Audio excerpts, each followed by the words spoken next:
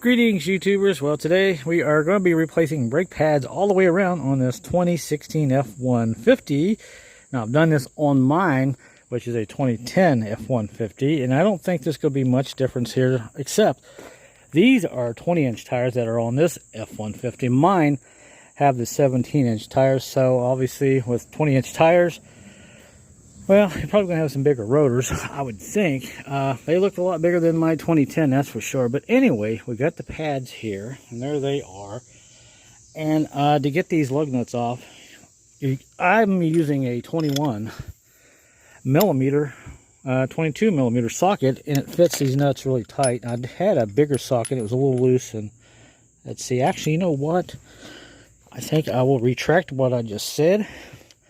I think these are 21 millimeter. Yeah, see, that fits in there nice and snug. So that's what I'm using there. Yeah, and I'm using the old AutoGer generic tool that I bought a couple years ago, still going.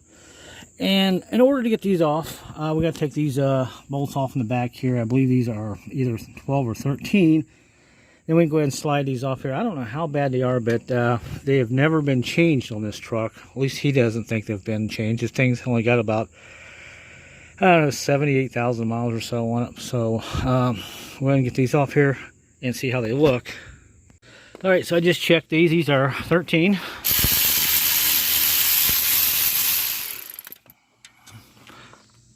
Not very big for a 13. Gee, would have thought there would have been bigger bolts in here, but bottom one here on the back.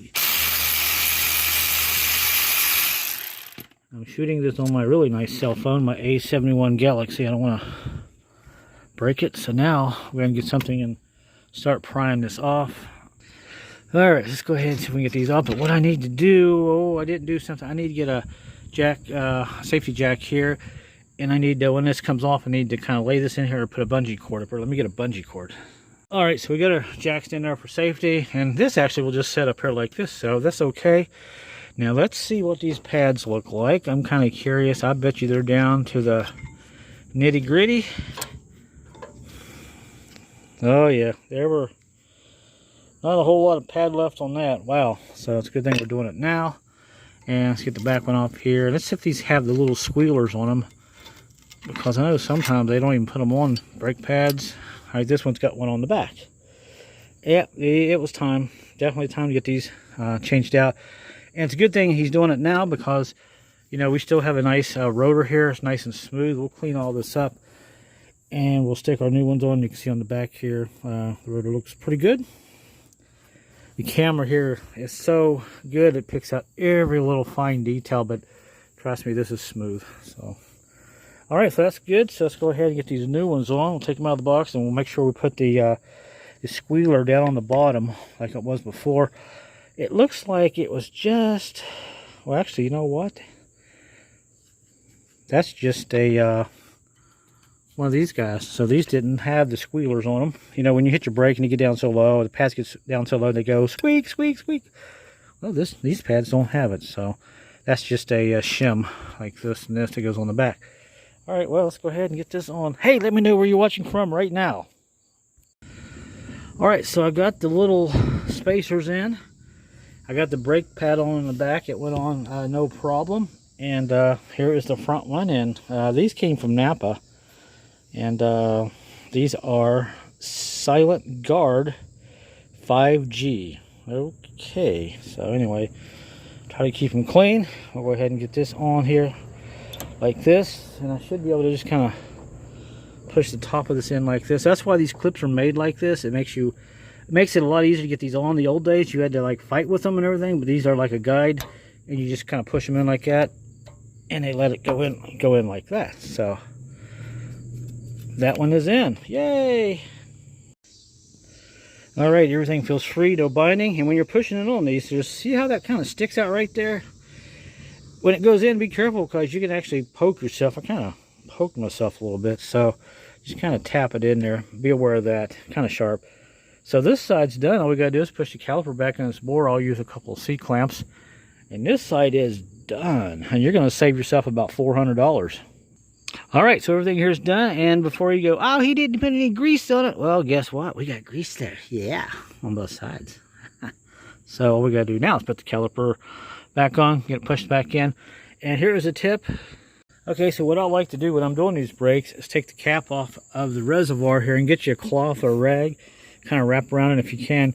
Get most of it up under the caliper here, because when we're pushing these brake pads back in, sometimes if you've gone ahead and filled up the caliper, filled this up here, when we put those, push those calipers back, some of this fluid may actually come back out, and you'll be wondering what's leaking. So this way it'll kind of keep the mess down. So do something like that, kind of keep it from leaking all over the place if you do get some of it coming back out.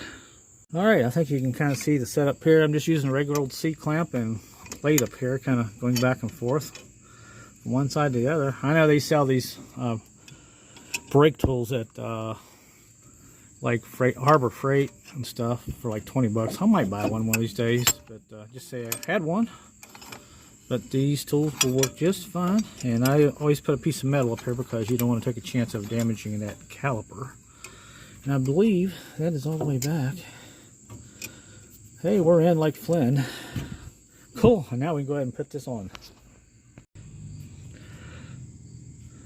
Alright, I'll just lay that there for a second. There's one more final step you want to do. Go back here and make sure these pins aren't frozen up. I can't tell you how many times I've done brake jobs and got all excited and started putting everything back together, and one of these would not move and they're frozen. And the boots look good. We're not even going to mess with them. They feel really good. And now we'll go ahead and put this back on. Now, before we actually finish this side up, there's one more thing here that you might want to take kind of a note of. You see here how the back calipers here, the pistons were up against this pad, and you only have 2 nipples here. Make sure you get the right one on the back, and this one here only has 2 nipples, so we have that one on the back. And you see how this here on the front, you have 2 nipples here, then you have this piece of the housing here, right here, and right there, and right there. This kind of goes over that. So you can always look at your patterns here when you get new brakes and make sure that you put them on right, because if you put one of these on the back, then these little cylinders here, these little pistons, might actually interfere with keeping these things flush against the pad and into the rotor here and everything. So just be aware of that. Make sure you get the right pad on the right side if you run into this little issue. Now let's go ahead and put it together. And you guys can look up your own torque specs. You don't have to do anything crazy. Just snug them down a little bit. If you've been working on vehicles long enough, you know the do's and don'ts. And that one there is nice and snug. And this side is done. So let's go ahead and hit the other side. All right, so that's on. I'll torque these down once I get all 4 wheels on the ground. When I'm done with all the brakes, and I'll go around and do every single one with a breaker bar and a torque bar. And turn your wheel. Make sure nothing's binding and it's free. And we're ready to go to the other side. Alright, so we're on the passenger side. We got everything off, no problem here. Let's go ahead and see what these are like. I don't think these are quite as bad, but let's see. Yeah. Not quite as bad as the other side, but still.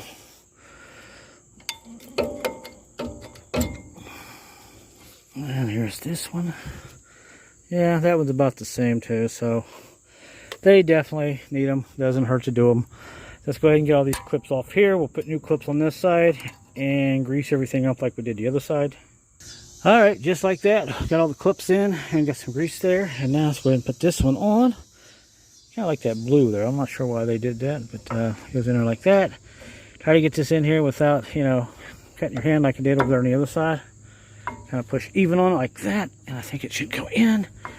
I'll probably have to use both hands, but oh, there we go. Okay, there it is. Pretty much in, so that was cool. All right, so these pads are in now. One thing to note, if they're having trouble going in, get your glasses on and look, make sure they're not a little off center, because they have to be perfect before you can actually push them in like that. They're very tight. And now we'll check for binding. All right, we're good there. So what we gotta do now, let's go ahead and put the wheel back on, put the caliper in, and the front will be done. All right, so we got that pushed back in. Just out of curiosity, I want to see if we've lost any fluid or if any of it's backed up through the reservoir. Oh yeah, it's almost full now. Before it was way below there. Now it's right up to about max. So that's one good way to not have to worry about replenishing your brake fluid. It just pushes it all back through the cylinder, because the calipers, pistons have taken up all the brake fluid, because they've expanded so much. All right, so everything here looks good. I'm happy with everything. We got the brake pad on the right side. All right, so the bottom one bolt is in and the top one's in. Snug it down really good and we're good there. Check for freedom here, movement. Yep, we're in good shape. How about that? Save yourself some money. Learn to do these things. This is what YouTube is for. Oh, I know. I'm gonna use some brake clean this up, put the wheel on. I got most of the grease off, but we're good. Okay, front's done. Now to the back. Had to use a little persuasion. Man, this thing was hard to get off. Put some oil in there. Get a pry bar behind here. Finally, you know, I kept kicking with my foot. Couldn't get to come loose. And eventually I just got a sledgehammer, wrapped a cloth around the end of it, and hit it here. And try not to hit the rim. After about 10 tries, it came loose. Boy, this thing was on there. So, be aware. And need some tires, that's for sure. And there's our pads. So the rotor looks good. Backside feels good. So just be aware. Man, look at the rust there. That sucker was on there. All right, let's go ahead and get this one done. Just be aware. You might have to use some brute force. All right, after taking a little break, after beating this tire, getting it off the hub there and everything, we're ready to take this off. These were 13 mil 2 bolts. Get this off here and do it with one hand. All right, piston's kind of pushed quite a ways out, so these brakes must be worn down also. All right, let's get our screwdriver and pry these out here. Yeah. Oh wow. Yeah, they're down here a little bit. Ain't much left, is there? All right, that one. Let's get the other one out. Oops.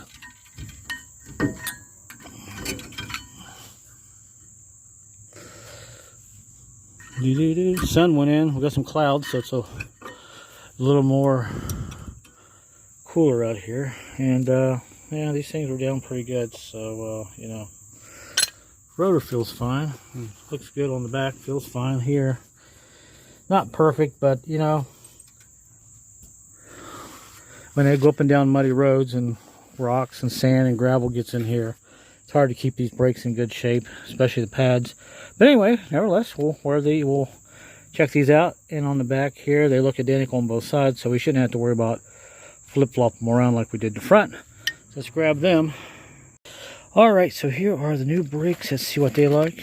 All right, we get new guys here, shims, and here are the pads, and they look pretty much identical, just like the other ones. On the back, smooth,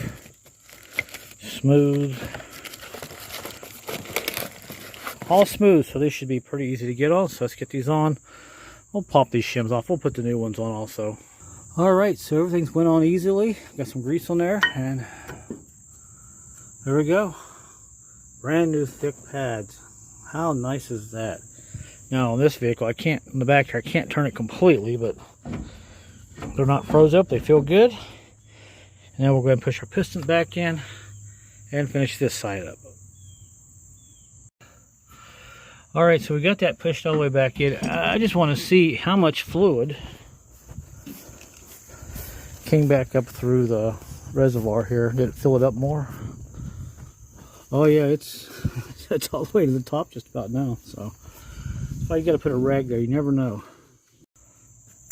All right, so everything here is back together. These pins are good. I've checked both of these. Like I said earlier, you need to check these. And we'll go ahead and tighten these down. I'll torque them here in a second. That should be good.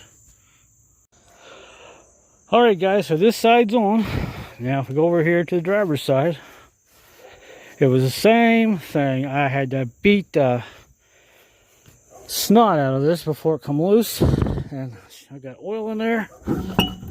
My Lord. But I got it out. So you just got to put oil around it. Let it soak in there, then it'll come loose. So let's get these on. All right, so let's go ahead and get these off. fairly easy to take out. Little tiny things, like I said earlier. One on the bottom here.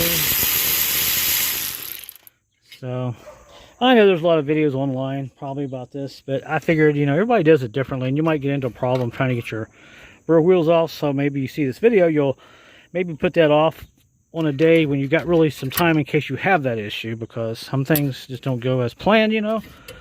All right, we'll kind of lay that up there. We'll look how far that piston's shoved out. Wow. So these here are probably, wow, they're way down. These are, I apologize for the dogs up the street barking, but you know, where I live. Anyway, so, oh, come on. Well, you just don't want to come out there, do you? So I may have to, there we go. Wow. Right down to the, I mean, you couldn't have cut it any closer than that. That's crazy. Look at that. Wow.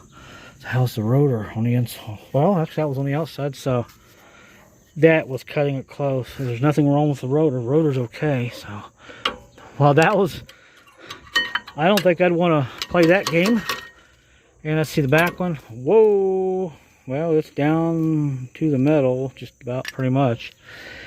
And well, unfortunately, we do have a little bit of damage back here. Not a whole lot. I don't know if you can see that. I can kind of feel some grooves, but you know what? For now, we'll put these on, and they can replace this sometime down the road. It's not terrible, but yeah, that's what happens when you run these way down like that. So, and these didn't have any squealers on them either, you would think. All right, so we'll clean this up. We'll put everything back together here. Then I'll have him get some if he wants to get a rotor. Should be pretty easy to put on. Let's see. Yeah, so let's go ahead and finish up and do what we can. All right, so we got the shims on. We got our brake pad on the back on, and we'll put this one on the front. I hate for him to run it like this, but it'll be all right for a few days. It's not terrible, but you know, I don't know how it kept from getting really worse, to tell you the truth. It was down there pretty good. And we'll stick that like that, and you push up on the front of it like this, and it lets it go in kind of like this. Of course, I can never do it with one hand, but there we go. So it's all in. All right, so no binding, we're good. And all we gotta do is push our piston back in and put it together, and this job will be done. Are you glad you watched the video? If you did, give it a thumbs up. All right, just as you had everything kind of planned out, well, forget that. We have to go get another, guess what? Yeah, we have to get another brake caliper. The thing's froze. I could not get it unfroze. The guy took it, and he's out finding one. And also, we're just going to go ahead, since he saw this, I said, it's your decision. He's going to go get another rotor, so we're going to pop this off of here. Pretty easy to do. You just take these 15mm bolts off on the back right here. These, you got to use a breaker bar to kind of get those off. And now we'll pop this off. We'll probably have to beat it a little bit. All right, after a little persuasion, thank you, my friend. This thing wasn't easy to get off, but it's coming. Yeah, I'm glad we're getting a new rotor on here. That's just not acceptable. All right, brake pads, brake shoes on the back. This one's okay. Look at that one. There's nothing left with the emergency brake. Oh, jeez. Well, we'll deal with that later, but we'll get all this other stuff fixed. But hey, you know, these are things you get into when you're working on your vehicle. So, boy, can you imagine what it would cost if a dealer had to do all this stuff? I may actually have some pads, but we'll see. I don't think so. Alright guys, so now we're back, and we got some new rotor. Oh boy. And now, we got also a new caliper we're going to stick on there. So, we did it the right way. The brakes should be in really good shape. So, let's go ahead and get this on. Alright guys, so we finally have light at the end of the tunnel. I'll tell you a quick story. They went and tried to get another one of these. We got one, but they also said that the bracket that actually holds this whole thing on here, it comes with it too, with a core. So he didn't have that. He just had the caliper here. Of course, we left the bracket here because it's a bolt one. I've never heard of that before. But they took the new bracket off, and they said, okay, don't worry about it. So we got our old bracket back on here, and there's our new brake caliper. Everything is free, pretty much free here. I've already opened up the bleeder. I've pumped the pedal a couple of times.